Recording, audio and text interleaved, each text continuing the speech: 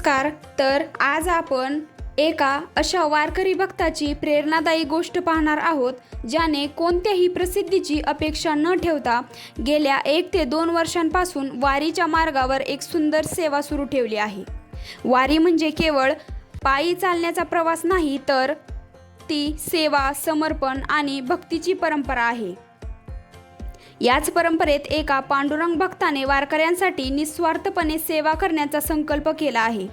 आज आपण पाहत असलेल्या दृश्यांमध्ये वारकऱ्यांना गरमागरम पेय, अल्पोआहार आणि आवश्यक ते साहित्य वाटप केले जात आहे।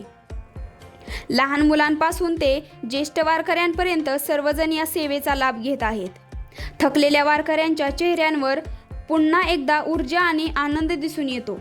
मिळालेल्या माहितीनुसार हा सेवा उपक्रम त्या पांडुरंग भक्ताकडून गेल्या 1 ते 2 वर्षांपासून सातत्याने राबवला जात आहे।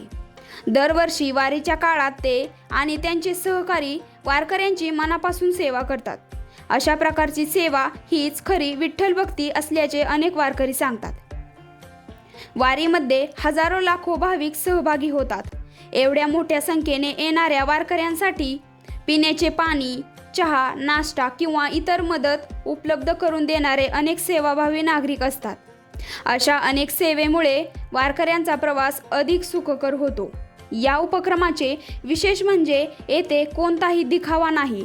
सेवा हीच पूजा मानून प्रत्येक वारकऱ्याचे हसतमुखाने स्वागत केले जाते। विठ्ठलाच्या नामघोषात ही सेवा अधिकच पवित्र होते। आजच्या काळात समाजात अशा सकारात्मक उपक्रमांची नितांत गरज आहे। अशा सेवाभावी व्यक्तींमुळे मानवता जिवंत असल्याची जाणीव होते।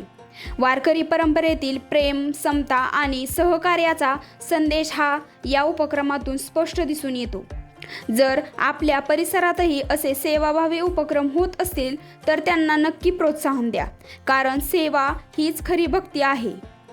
विठ्ठलाची भक्ती ही केवळ मंदिरात नाही, तर गरजूंची सेवा करण्यातही आहे। या सेवाभावी उपक्रमात सहभागी झालेल्या सर्वांचे मनपूर्वक अभिनंदन आणि त्यांच्या कार्याला पुढील काळासाठी शुभेच्छा। व्हिडिओ आवडला असेल तर लाईक करा, शेअर करा।